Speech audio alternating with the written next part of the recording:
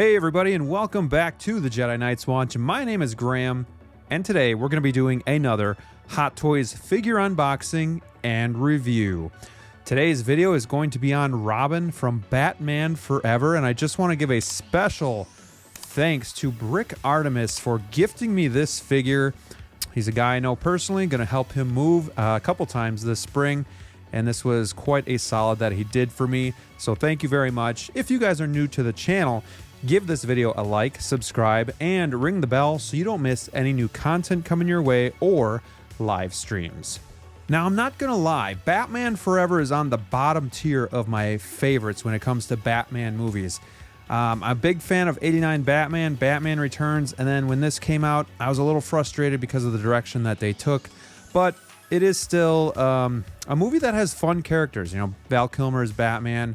We got Robin, who was played by Chris O'Donnell, and then you got some good villains as well. So these figures that came out, I did review the Batman Forever figure. These figures are really excellent to have, so I'm excited to do this video with you guys. Here we're just getting a good look at the art box, and it's very well done. I like the Batman Forever. I like this one, how it's got the actual figure on the front, and I think the likeness to Robin, played by Chris O'Donnell, is really well done.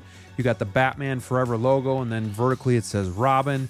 And it is a 1/6 scale figure from Hot Toys. It's the movie masterpiece. And I like the colors so far from what I'm seeing here in the suit. The green and the red, and then you have that orange. They go together really well. On the side, it does have the logo again, as well as DC, and then just simply Robin. So pretty plain on the side, but that front is pretty cool. I love, again, all the colors. I think these two figures did really well. I'm hoping that they even give us some villains from this line. Maybe if these figures do well, they will. But once we get the box onto the table, it is a slip cover. And when we slide that off, it does have this window-like display where we can see the figure. And when we take him out, we're going to get our first look at the figure himself. Guys, I'm already really excited about this. I think this is going to look really good in the display. I think the colors are going to pop. I think it's going to have a lot of presence on the shelf. And as you can see here, he obviously comes with almost nothing.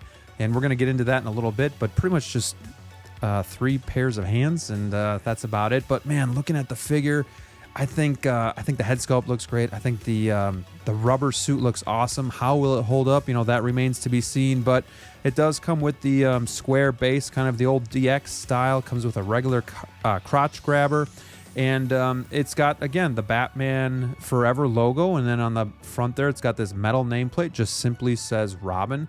And it does have the housing for the old lights. I don't know why they can't just remove those, but they're using the same mold. And then on the back, you can see the battery compartment that is sealed up. But it's going to be, it's going to attract fingerprints like no other. You can even see them on here, but it's got a nice shine to it. And it looks really, really nice. You can see the logo there is embossed, so it is raised up a little bit. And it's nice, but it could scratch, and it definitely will fingerprint. But for now, let's get the accessories, or lack thereof, here out on the table. And it's really just 4 glove hands, 3 for the left, and then just 1 for the right. They did a really good job on these. You can see just kind of like the stitching on the hands on the inside there, and then just some texture going on, nice gloss to them. But the cool thing about these is they are going to be interchangeable with the Batman Forever hands. So because even though this guy doesn't come with really anything, you can use all of the accessories that come with the Batman Forever figure. So while I wouldn't suggest getting this figure on its own, it really is almost like a 2-pack without it being an actual 2-pack. You do have to get the Batman and Robin together, and then you can really utilize the accessories. Getting our first look at the figure himself, just kind of like I said before, the figure pops. The color scheme going, you know, with the red and the green together, and even the gold of the inner side of the cape. The cape is going to be pleather. I do worry about that over time. It does feel like something that could peel depending on the environment you're going to keep the figure in. But my first impressions are that this guy looks really good, really aesthetically pleasing. The likeness to Chris O'Donnell is there. You can see he is for sure throbbing right now. They got it 100% accurate to the movie, I guess, right? But if we take a closer look kind of at the head sculpt and the upper body, it was a unique design for the Batman Forever costumes. You know, and you can see the cape here. It's got some nice stitching into it, but It's got some really, really small wires in it, so it is going to be a little bit, you can pose it, but it's really hard to pose it dramatically or drastically, I guess. The collar does seem to want to ride up to the head of the figure, so that is something you got to kind of constantly pull down on. But outside of that, I think the likeness is awesome. The R on the chest is embossed and it sticks out. And then just so you guys can see, we do have the Throbbing image here. You know, this is kind of what everybody's eye is drawn to right away with the figure. And yeah, is it accurate to the movie? Maybe, but it does it does draw your eye to it. You know, maybe they could have done without that being 100% accurate. I don't know. But whatever, they added it. So there it is for any of you that like to make jokes. You know, here it is. Make jokes at this figure's expense. Now getting the figure in hand, getting a feel for the figure, getting just a closer look. You can see the head sculpt. The mask does not come off, but I really do think the likeness is great. Sometimes with these masked figures, it is a little bit easier to get the likeness right. He's got the sideburns on there. I think the sculpted hair looks really well as well. You can see like just the cowlick in the front, but you can just see here the cape. It does ride up on the neck. You can see the pleather. It feels like a cheap pleather, but you can see like there's a really small wire here, so it's not gonna bend a whole lot. Like it's not gonna be like a thick wire in there. It's very, very weak, very small. I do kind of wish it was more of just a draping cape. I don't know if there was a different material they could have used other than pleather, maybe just to hold up a little bit, but coming up here, you can see there's a lot of like squish and give to the rubber suit here.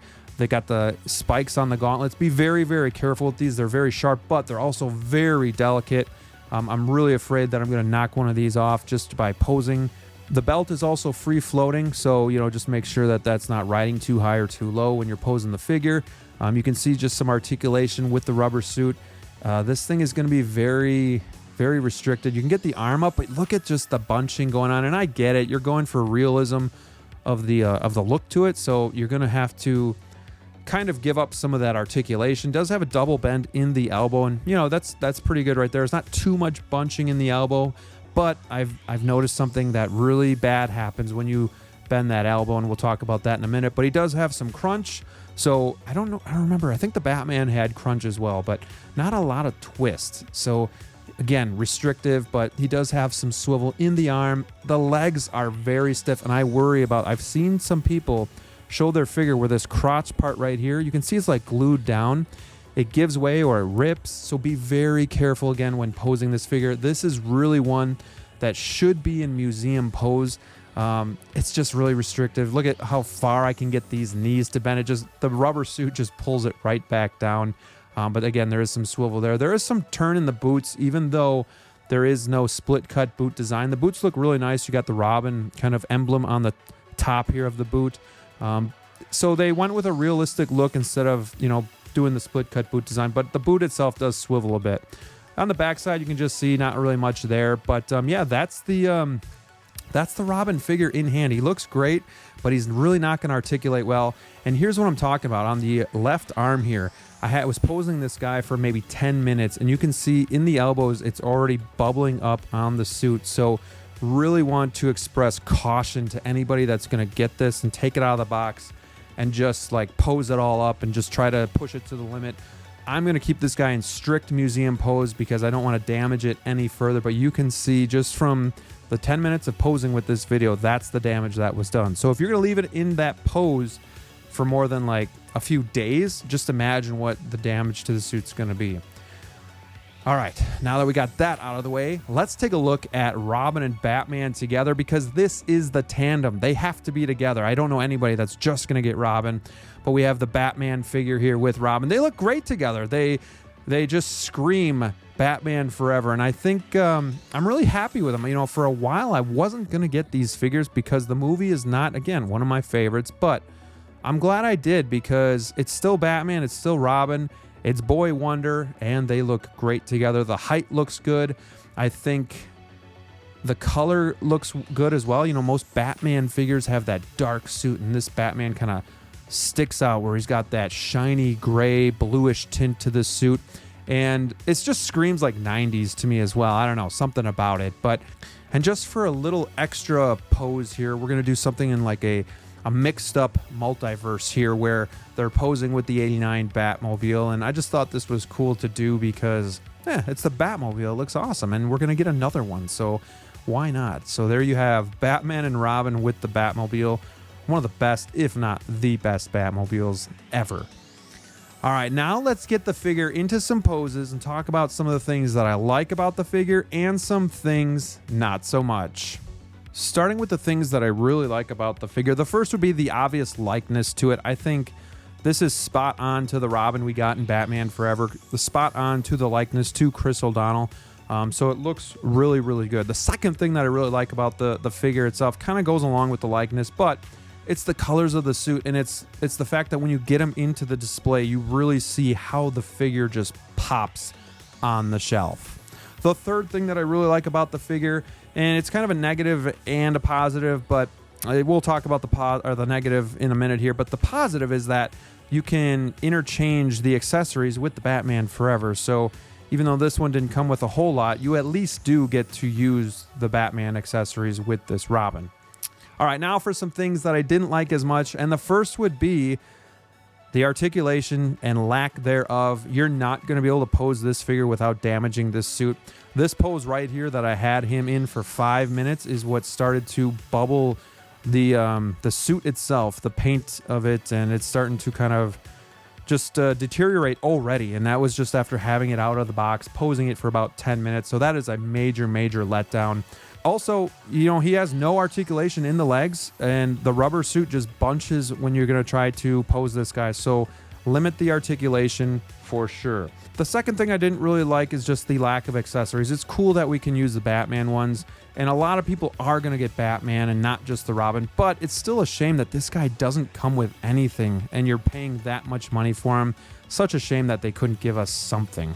And the third thing that I don't like is kind of the cape and the wire in it. It's cool that you can pose the cape a little bit, but it just really just flares out. It doesn't drape very nice.